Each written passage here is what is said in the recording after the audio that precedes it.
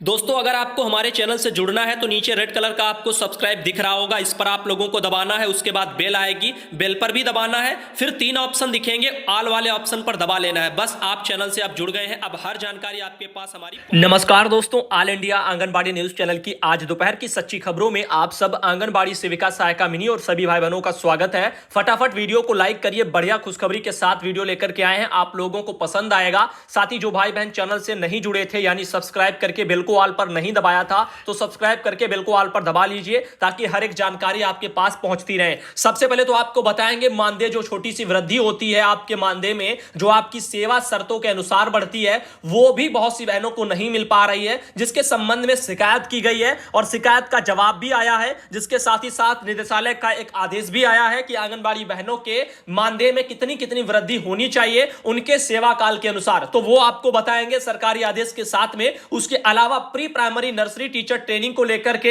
एक जनपद संत कबीर नगर है उत्तर प्रदेश में, वहां के डीपीओ महोदय के द्वारा एक और लेटर निकाला गया है। ईसीसी प्रशिक्षण हेतु ब्लॉकवार कर्मचारियों की सूची आ गई है। जैसे आपके 9 यहां पर ब्लॉकों के नाम दिए हुए हैं, परियोजनाओं के या ब्लॉकों के, उनमें आप देख लीजिए जो भी आंगनबाड़ी बहनें हैं उनका भी नाम यहां पर दे दिया गया है। ऐसे करके आप देख लीजिए, तो यहां पर इनकी जो है ट्रेनिंग शुरू हो गई है। ये बहनें मास्टर ट्रेनर के रूप में जो है बनेंगी, जिसमें आपकी बहन है, उनका नाम मैं आपको बता रहा हूं, पूनम बहन, जिनकी आवाज में काफी आप लोगों ने गाने भी सुने हैं पूनम बहन की आवाज में, तो वही बहन, उनको भी मास्टर ट्रेनर के रूप में चुना गया है। ऐसे और भी जो आपके जनपद होंगे वहां पर भी ऐसे ही ब्लॉकों पर ऐसे ही जो है ईसीसी के संचालन के लिए जो आपका ट्रेनर स्वरूप जो बहनें ट्रेन की जाएंगी, उनके लिए जो है ब्लॉक लेवल पर गठन कर दिया गया है। तो आप लोग इसके लिए जो तैयार रहिएगा और बहुत जल्द ये काम जो है शुरू हो रहे हैं एक एक करके सभी जनपदों में। आगे चलते हैं, हम आपको दिखाते हैं ये वाला सरकारी आदेश जो आप लोगों के लिए बहुत ज्यादा जरूरी है, मानदेय वृद्धि को लेकर के आया है। इसमें देखिए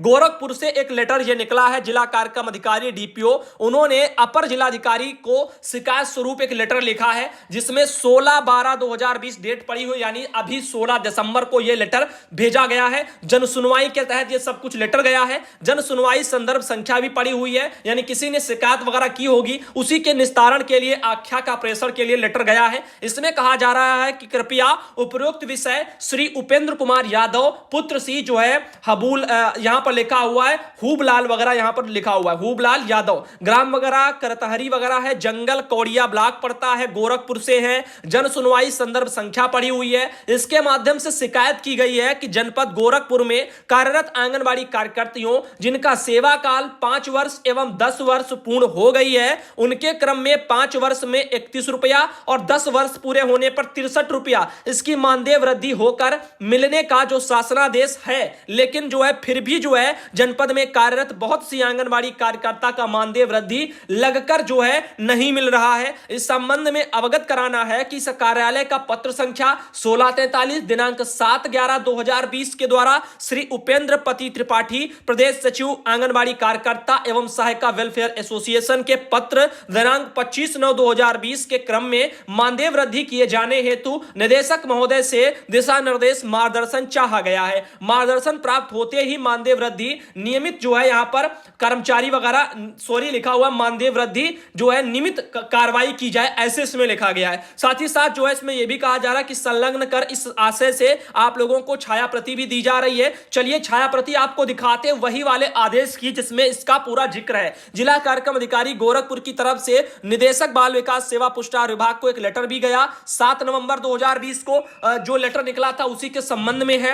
आंगनबाड़ी कार्यकर्ता को 5 वर्ष एवं 10 वर्ष की सेवा पूर्ण के उपरांत मानदेय वृद्धि किए जाने हेतु दिशा निर्देश निर्गत करने के संबंध में इसमें उन्होंने लिखा है, वही आपके उपेंद्र पति त्रिपाठी जी, उनके साथ ही साथ यही आपका जो आंगनबाड़ी यूनियन है, आंगनबाड़ी कार्यकर्ता एवं सहायिका वेलफेयर एसोसिएशन, तो उनकी तरफ से कहना है कि 25/9/2020 के द्वारा जनपद में कार्यरत आंगनबाड़ी कार्यकर्तियों को 5 वर्ष एवं 10 वर्ष की जो हो गई हैं, उनकी सेवा काल को देखते हुए उनमें 31 रुपया और 63 रुपया जो है मानदेय वृद्धि होना चाहिए था, लेकिन वो हुआ नहीं है। इसी के संबंध में उन्होंने शिकायत की थी और यहां पर देखिए उनका कहना है कि आंगनबाड़ी कार्यकर्तियों एवं सहायिकाओं के मानदेय का भुगतान पीएफएमएस प्रणाली के अंतर्गत निदेशालय स्तर से किया जा रहा है। और यहां पर लिखा हुआ सचिव जो उत्तर प्रदेश के हैं उनके तरफ से भी ऐसे तमाम लेटरों का जिक्र भी किया गया है। और साथ ही साथ देख लीजिए मानदेय वृद्धि जो है आपकी 31 रुपया और 63 रुपया वो जो है इसमें की जाए। 1/4/2008 से जो है संशोधित दरें जो है 1531 रुपया एवं जो है यहां पर लिखा हुआ है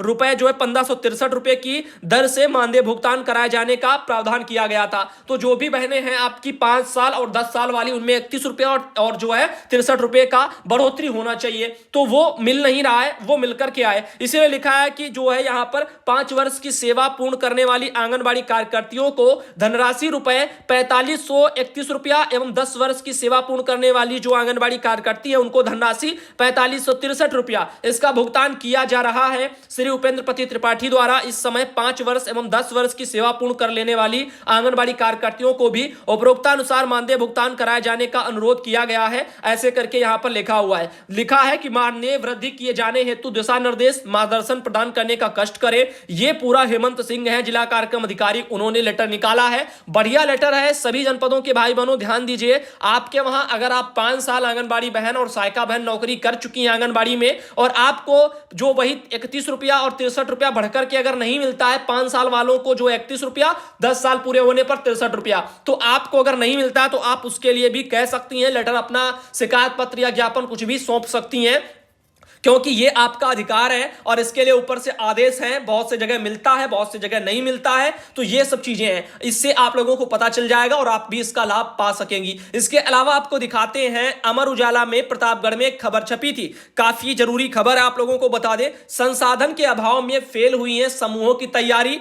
1.10 करोड़ रुपए के भुगतान के बाद भी नौनिहालों तक नहीं पहुंचा है राशन। ये है असली हाल। प्रतापगढ़ जिले की बात कर रहे हैं। लिखा है जिले के आंगनबाड़ी केंद्रों पर नामांकित बच्चों को राशन मुहैया कराने में समूहों की योजना फेल हो गई है। समूहों के पास संसाधन नहीं होने से वह राशन की पैकेजिंग नहीं कर पा रहे हैं। इससे बच्चों को राशन किट नहीं मिल पा रही है। दाल खरीदने के लिए 502 समूहों को 1.10 करोड़ रुपया भेजे गए हैं, मगर अभी तक किसी भी बच्चे को राशन नहीं मिला है। जिले के आंगनबाड़ी केंद्रों पर नामांकित बच्चों को स्वयं सहायता समूह के माध्यम से राशन की पैकेजिंग करके वितरित किया जाना है। इसके लिए जिले के 1307 समूहों की जिम्मेदारी उनको सौंपी गई है। कोटेदार के माध्यम से समूहों को मिलने वाले राशन को और एक जो है आधा किलोग्राम की पैकेजिंग करके केंद्रों पर पहुंचाया जा रहा है, यानी घटतौली का मामला देखने में आ रहा है। साथ ही दाल की बात करें, गेहूं और चावल कोटेदार के माध्यम से समूह को दिया जा रहा है, जबकि दाल खरीदने के लिए नगद धनराशि भुगतान किया गया है। पहले चरण में जिले के 502 समूहों को 1.10 करोड़ रुपया का भुगतान किया गया। और उसके अलावा लिखा हुआ है प्रत्येक जिले जो है यहां पर लिखा है जिले में जो है प्रत्येक समूहों को कोटेदारों के 2.2 क्विंटल चावल 7.42 क्विंटल गेहूं दिया गया है। और यहां पर यह सब देख लीजिए, नवंबर माह से समूहों को राशन का वितरण करना था, मगर अभी तक किसी भी केंद्र पर वितरण नहीं किया गया है। राशन का वितरण सिर्फ बच्चों को ही नहीं करना है, बल्कि गर्भवती महिलाओं और बच्चों को दूध पिलाने वाली माताओं को भी जो वितरण करना है। अब आप देख लीजिए ऐसे चल रही है सरकारी व्यवस्थाएं उत्तर प्रदेश में, जिसका जीता जाता उदाहरण आपको हमने दिखाया। समूहों को वितरण नहीं है, सिर्फ जो है पहुंचाना है राशन। ये देखिए, समूहों को यानी वितरण नहीं करना, सिर्फ राशन पहुंचाना है। लिखा है स्वयं सहायता समूहों को सिर्फ आंगनबाड़ी केंद्रों पर राशन के पैकेट पहुंचाने की जिम्मेदारी सौंपी गई है। राशन का वितरण आंगनबाड़ी कार्यकर्ता करेंगी। अगर समूह राशन को जो है यहां पर सप्लाई नहीं करते हैं तो इसकी शिकायत विभाग से करना होगा, यह बोला जा रहा है। आईडी जनरेट नहीं होने से महिला कार्यकर्ता को भी मुसीबतें बढ़ी हैं। तो आईडी वगैरह को लेकर के आप देख रहे हो वो भी नहीं हो पा रही है राशन फीडिंग को लेकर के। तो दुर्भाग्य की बात है कि महिलाओं के पास जो है एंड्रॉइड फोन ही नहीं है काफी लोगों के पास, जिससे आईडी जनरेट भी नहीं हो पा रही है। ऐसे सारी चीजों का जो है यहां पर आप देख लीजिए क्या जमीन पर हाल है। आगे चलते हैं और दिखाते हैं। ये जो जानकारी आई थी अभिषेक के नाम से भाई है, उन्होंने भेजा था, बहुत बहुत धन्यवाद। इसके अलावा आपको और दिखाते हैं, सिर्फ गेहूं और चावल खिला करके नौनिहालों को बना रहे हैं सेहतमंद। एक ये भी खबर छपी थी अखबारों में, इसे भी देख लीजिएगा। यहां पर भी बताया जा रहा कि पोषण के नाम पर बच्चों से मजाक किया जा रहा है। घी दूध का पता नहीं है और खरीद के फेर में दाल भी जो है यहां पर दूर है, बहुत दूर है, तो दाल भी नहीं मिली है। घी दूध का तो पता नहीं है, केवल जो है सस्ता वाला गेहूं और चावल बस दिया जा रहा है, इसके अलावा कुछ नहीं। ऐसे में कैसे बच्चे सेहतमंद हो जाएंगे। आगे दिखाते हैं आपको, एक और खबर आ रही है। ये आशा बहन है, आशा वर्मा बहन, त्रिवेणीगंज वगैरह बाराबंकी से, उनके द्वारा ये खबर भेजी गई थी। इसके अलावा दोस्तों आपको दिखाते हैं बिहार का भी हाल ऐसे ही है। बिहार के गया में भी खबर आई थी कि पोषाहार वितरण के लिए 3 दिनों में टोकन सत्यापन पूर्ण करने का दावा है, अभी तक 33% ही हो पाया है कार्य।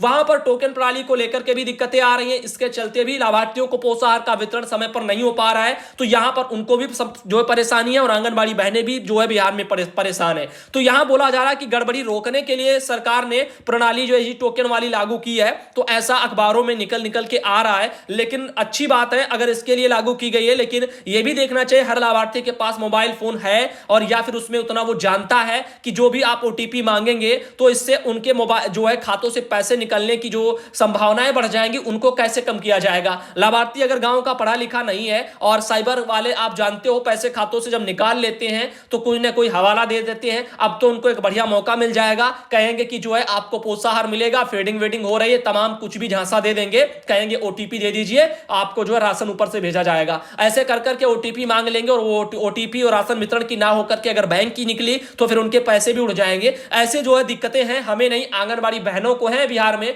जिससे जो है उनको परेशानियां आ रही हैं। इसके अलावा दोस्तों आपको बताते हैं ऐसे ही तमाम बड़ी खबरें हैं। तो यहां पर टोकन प्रणाली का जो सिस्टम है उसको जो है यहां पर बंद करवाने को लेकर के प्रयास जारी हैं, लेकिन बिहार में भी कोई ऐसा आदेश नहीं निकला है जिससे यह क्लियर हो जाए कि आपकी टोकन प्रणाली बंद हो गई है। थोड़े बहुत उसमें बदलाव किए गए हैं ताकि सहूलियत मिले।